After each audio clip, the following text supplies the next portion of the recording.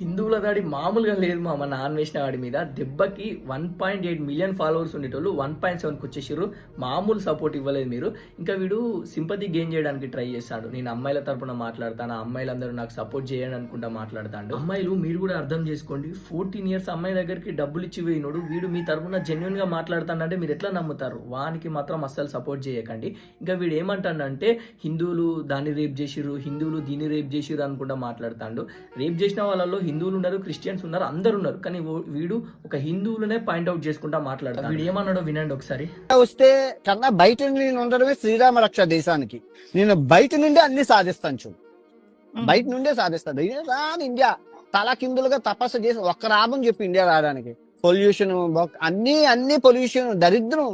రేపు నా కూతురు పుడితే రేపు చేసేస్తే నాకెందుకు ఇది అర్థం? నేను రాను. ఇండియన్ సబ్స్క్రైబర్స్ కావాలి, ఇండియా నుంచి వచ్చే వ్యూస్ కావాలి, ఇండియా నుంచి వచ్చే డబ్బులు కావాలి. కానీ నీకు ఇండియా వద్దు.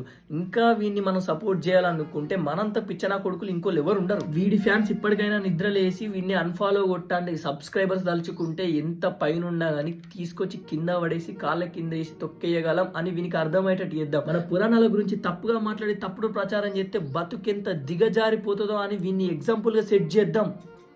జై హింద్.